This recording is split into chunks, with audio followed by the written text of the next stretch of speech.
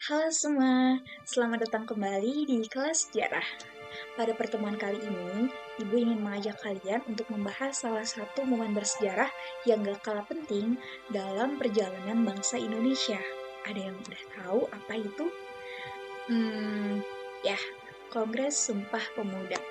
Jadi, agar lebih jelas pembahasannya, sebelum itu Ibu ingin memberitahukan kepada kalian bahwa video ini merupakan video part pertama karena Ibu akan membaginya ke dalam dua part, yaitu part yang pertama, yang part ini Ibu ingin membahas tentang awal mula dari latar belakang Kongres Pemuda hingga nanti berjalannya Kongres Pemuda pertama.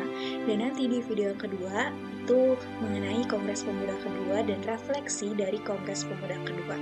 Untuk itu, let's go kita bahas.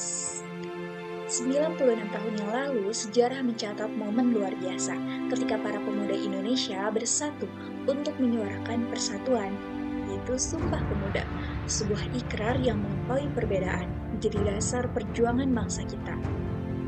Semua berawal dari pendidikan formal yang diperkenalkan oleh kolonial Belanda, dimulai pada tahun 1817. Wah, sudah sangat lama ya. Nah, jadi gini, pada awalnya pendidikan ini hanya untuk anak-anak Belanda dan bangsawan pribumi dengan akses yang sangat terbatas. Pada tahun 1848, pendidikan untuk pribumi mulai dibuka, meskipun hanya untuk segelintir orang. Namun, dari sinilah benih kesadaran nasional tumbuh, dipelopori oleh generasi intelektual yang menyadari pentingnya persatuan. Dari pendidikan formal ini muncullah kalangan terpelajar seperti Cokro Aminoto, Budi Utomo, Raden Ajeng Kartini, Soekarno, dan lain-lainnya. Dan perubahan signifikan terjadi pada awal abad ke-20 di mana para pemuda pelajar mulai bersatu dan membentuk organisasi-organisasi kepemudaan. Organisasi-organisasi pemuda ini didirikan dengan tujuan memperjuangkan kepentingan dan hak-hak pribumi. Munculnya organisasi-organisasi pemuda pelajar ini tidak lepas dari berbagai faktor penting. Nah, Ibu membaginya ke dalam 3 faktor. Faktor yang pertama, adanya persaingan politik di antara negara-negara kolonial. Faktor yang kedua, munculnya ide-ide pembaruan dari tokoh-tokoh pribumi seperti Raden Ajeng Kartini dan Dr. Wahidin Sudirohusodo. Dan yang ketiga, atau yang terakhir, faktornya adalah adanya situasi politik internasional yang dinamis, turut mempengaruhi semangat perjuangan para pemuda. Nah, itu dia berbagai faktor dari munculnya berbagai pembaharuan dari adanya organisasi-organisasi kepemudaan saat itu ya. Kemudian, seperti yang kita tahu, organisasi pemuda pertama yang berdiri di Indonesia adalah Budi Utomo pada tahun 1908. Tepatnya pada tanggal 20 Mei 1908, organisasi ini menjadi cikal bakal lahirnya berbagai organisasi pergerakan nasional lainnya yang ada di Indonesia. Dan seperti Sarekat Islam di Solo, kemudian Muhammadiyah, Indonesia Partis, juga dibentuk Trikoro Darmo yang bertujuan untuk memodernkan pemuda Jawa sekaligus memupuk rasa cinta terhadap kebudayaannya. Seiring dengan pertumbuhan dari Trikoro Darmo, kesadaran politik di kalangan pemuda Indonesia juga meningkat. Hal ini terlihat dari munculnya majalah Hindia Putra. Majalah Hindia Putra diterbitkan oleh anggota Indonesia Ferengi. Melalui majalah ini, mereka menyuarakan pentingnya perjuangan kemerdekaan Indonesia dan menyimpulkan bahwa kemerdekaan tidak akan diberikan oleh Belanda begitu saja. Wah, ini sudah benih-benih nasionalismenya sudah sangat kental ya. Namun, tidak hanya di Jawa, semangat nasionalisme juga muncul di daerah lainnya, seperti di kalangan pemuda Sumatera. Para pelajar Sumatera ini yang merantau ke Jawa untuk melanjutkan studi, mereka merasa perlu untuk bersatu. Akhirnya mereka terinspirasi oleh tradisi merantau dari Minangkabau dan ingin menciptakan wadah untuk mempererat persaudaraan serta mengembangkan budaya Sumatera. Jadi kalau misalnya nanti kalian kuliah, itu ada berbagai forum-forum yang berasal dari wilayah atau daerah-daerah kitanya masing-masing. Contoh ibu kuliah di Bandung, tapi ibu asalnya dari Cirebon. Ada paguyuban dari Cirebon gitu, yang dinamakan dengan nanti Forum Komunikasi Cirebon. Terus nanti ada dari Forum Komunikasi Sukabumi dan lain-lainnya seperti itu. Ya, Bisa disimpulkan dari latar belakang tadi, ini merupakan dari pendidikan hingga ke organisasi. Perjuangan pemuda Indonesia perlahan membangun satu kesadaran bahwa hanya dengan persatuan mereka bisa mewujudkan kemerdekaan. Oke, selanjutnya akan dibahas mengenai Kongres Pemuda pertama. Jadi, sebetulnya Sumpah Pemuda ini melalui dua kongres, yaitu Kongres Pemuda pertama dan Kongres Pemuda kedua.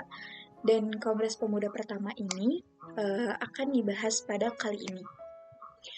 Tahukah kalian kapan bahasa Indonesia pertama kali diupayakan untuk digunakan dalam pertemuan resmi? Ada yang tahu jawabannya? Pasti pada jawabnya dari Kongres Pemuda kedua ya, atau tahun 1928. Nah, padahal inisiasi ini sudah dimulai lebih dulu, yaitu pada Kongres Pemuda pertama. Kongres Pemuda pertama ini dilakukan pada tanggal 30 April sampai 2 Mei 1926. Akan tetapi, upaya dari bahasa Indonesia yang digunakan untuk pertemuan resmi atau bahasa kebangsaan ini sudah dimulai ketika pada rapat ketiga, yaitu tanggal 2 Mei 1926.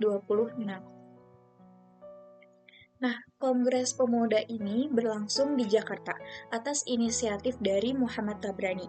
Muhammad Tabrani merupakan seorang tokoh muda dari Java. Nah, Muhammad Tabrani juga yang nantinya menjadi pemimpin atau ketua dari Kongres Pemuda pertama ini. Dengan tujuan besar menyatukan organisasi pemuda dari berbagai daerah, Kongres ini menghadirkan perwakilan dari Jong Sumatrenbon, Jong Ambon, Jong Batak, Jong Java, terus Kongres pemuda-pemuda lainnya, seperti Perhimpunan Para Pelajar Indonesia, seperti itu ya. Dan Kongres Pemuda pertama ini resmi dibuka berlangsung selama 4 jam, diawali dengan sambutan dari Ketua Panitia, yaitu Muhammad Tabrani, setelah itu Sumarto, salah satu tokoh pemuda saat itu, yang menyampaikan pidato berisi tentang gagasan penting tentang persatuan Indonesia. Kedua pidato ini menjadi pembuka rangkaian diskusi dan perdebatan yang akan berlangsung selama 3 hari ke depan. Dalam pidatonya, Muhammad Tabrani menekankan pentingnya persatuan bangsa. Ia menjelaskan bahwa kegiatan-kegiatan dalam kongres ini dirancang khusus untuk menyatukan para pemuda dan menghindari perpecahan. Selanjutnya, pada rapat kedua dilaksanakan pada hari Sabtu tanggal 1 Mei tahun 1926.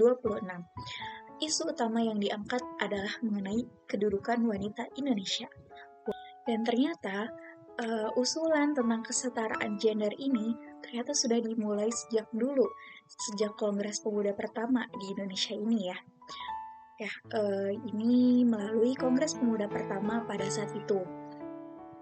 Kemudian rapat ketiga diadakan pada hari Minggu, tanggal 2 Mei tahun 1926, di lokasi yang sama dengan kongres rapat yang kedua, dan dimulai dari pukul 9 pagi. Dalam rapat ini, Muhammad Yamin tampil sebagai pembicara dan membawakan pidato dengan tentang kemungkinan perkembangan bahasa-bahasa dan kesusastraan Indonesia di masa mendatang. Muhammad Yamin menyatakan bahwa bahasa Melayu menjadi peluang besar untuk menjadi bahasa persatuan karena sudah menjadi lingua franca saat itu ya. Meskipun bahasa Jawa juga memiliki potensi. Nah, meski demikian, usulannya tidak dapat mencapai kata sepakat karena Muhammad Tabrani mengusulkan bahasa persatuan disebut sebagai bahasa Indonesia. Dan kemudian setelah melalui berbagai perdebatan, kongres ini akhirnya berakhir pada pukul 12.30 dan ditutup dengan pidato oleh ketua kongres yaitu Muhammad Tabrani dan hasilnya kemudian diterbitkan dalam laporan berjudul Versie van het Eerste Indonesia pada akhir 1926. Namun sebagian besar eksemplarnya ini dimusnahkan oleh pemerintah Hindia Belanda. Dan hanya satu naskah yang terselamatkan dan kini tersimpan di Perpustakaan Nasional Republik Indonesia. Ada di Jakarta ya kalau kalian ingin melihatnya. Nah, itu dia serangkaian latar belakang dari peristiwa Kongres Sumpah Pemuda dan juga berjalannya Kongres Pemuda pertama. Nah, untuk itu sekian video kali ini. Nanti Kongres Pemuda kedua dan refleksinya akan dibahas di video selanjutnya. Dan jangan lupa untuk terus belajar. Jangan lupa untuk terus belajar, banyak membaca sumber lainnya, dan sumber-sumber yang telah Ibu sediakan jangan lupa untuk dibaca. Tetap semangat, sampai jumpa di pertemuan dan video-video lainnya. Terima kasih.